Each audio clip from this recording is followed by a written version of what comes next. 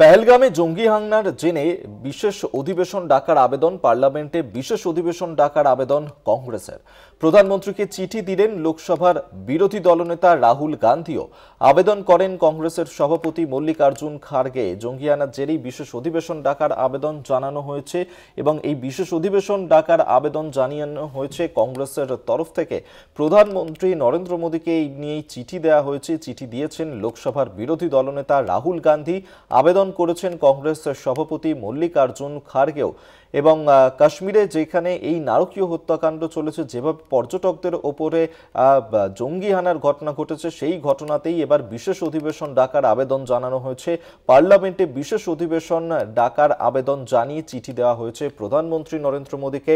কংগ্রেসের তরফ থেকে এই চিঠি পাঠানো হয়েছে। লোকসভার বিরোধী দলনেতা রাহুল গান্ধী তিনি চিঠি দিয়েছেন, পাশাপাশি আবেদন করেছেন কংগ্রেসের সভাপতি মল্লিকার্জুন খাড়গেও। অঞ্জন রায় আমাদের সঙ্গে টেলিফোনে রয়েছেন, বিশেষ প্রতিনিধি।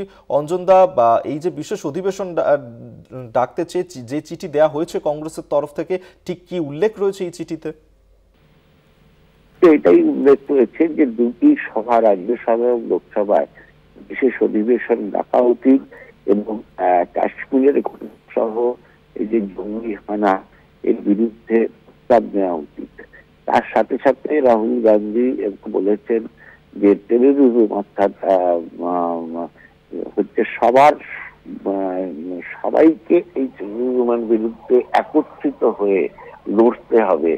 অর্থাৎ রাজনৈতিকগতভাবে বিজেপিকে কিছুটা চাপে ফেলার জন্যই কিন্তু এই ধরনের কংগ্রেসের পক্ষ থেকে এই ধরনের উদ্যোগ নেওয়া হয়েছে। কারণ যৌথ অধিবেশন ডাকতে হলে বিজেপিকেও যৌথ অধিবেশনে দাঁড়িয়ে স্বরাষ্ট্রমন্ত্রী স্বীকার করতে হবে যে সেখানে কেন সৈন্য বাহিনী ছিল না, সেখানে কেন কেন্দ্রীয় সরকার সার্বিক নিরাপত্তা দিতে ব্যর্থ। কারণ ওই কাশ্মীরের আইন শৃঙ্খলার পরিস্থিতি বা পুরোটাই দেখে হচ্ছে সব কেন্দ্রীয় সরকার।